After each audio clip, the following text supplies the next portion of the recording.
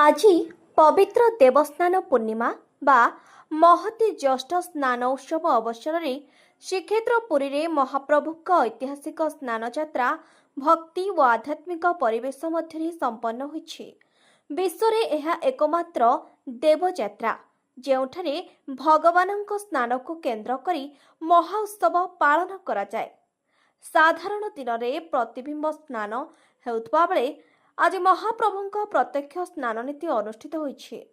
ଭୋରୁ ଦଇତା ସେବକମାନେ ଧାଡ଼ି ପହଣ୍ଡିରେ ଚତୁର୍ଦ୍ଧା ମୂର୍ତ୍ତିକୁ ରତ୍ନ ସିଂହାସନରୁ ସ୍ନାନ ମଣ୍ଡପକୁ ବିଜେ କରାଇଥିଲେ।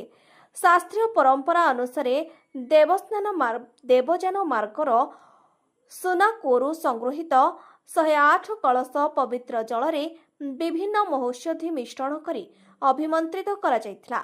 ଏହି ଜଳରେ ଶ୍ରୀ ଜଗନ୍ନାଥଙ୍କୁ 35 କରା, ବଳଭଦ୍ରଙ୍କୁ 33 କରା, ସୁଭଦ୍ରାଙ୍କୁ 22 କରା ଓ ସୁଦର୍ଶନଙ୍କୁ 18 କରା ଜଳରେ ମହାସ୍ନାନ କରାଯାଇଥିଲା।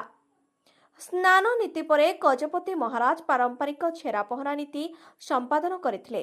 ପରବର୍ତ୍ତୀ ସମୟରେ ରାଘବ ଦାସ ମଠ ଓ ଗୋପାଳ ତୀର୍ଥ ମଠ ପକ୍ଷରୁ ମହାପ୍ରଭୁଙ୍କ ଦୁର୍ଲଭ ଗଜାନନ ବା ହାତୀବେଶ ଲାଗି କରାଯାଇଥିଲା। ଏହି ଦିବ୍ୟ ବେଶ ଦର୍ଶନ ପାଇଁ ଶ୍ରୀକ୍ଷେତ୍ରରେ ଭକ୍ତଙ୍କ ଅପାର ସମାଗମ ଦେଖିବାକୁ ମିଳିଥିଲା। ପରମ୍ପରା ଅନୁଯାୟୀ ଦେବସ୍ନାନ ପୂର୍ଣ୍ଣିମା ପରେ ମହାପ୍ରଭୁ ଅଣସର ଘରକୁ ବିଜେ କରିବେ। 15 ଦିନ ଧରି ମହାପ୍ରଭୁ ଅସୁସ୍ଥ ଲୀଳା କରିବାରୁ ସାଧାରଣ ଭକ୍ତଙ୍କ ପାଇଁ ଦର୍ଶନ ବନ୍ଦ ରହିବ। ଏହାପରେ ନବଯୌବନ ଦର୍ଶନ ଓ ଘୋଷଯାତ୍ରା ପାଇଁ ଭକ୍ତମାନେ ଅପେକ୍ଷା କରିଛନ୍ତି। ପୁରୀରୁ ଧୀରେନ୍ ମିଶ୍ରଙ୍କ ରିପୋର୍ଟ, ଟାଇମ୍ସ ଓଡ଼ିଆ।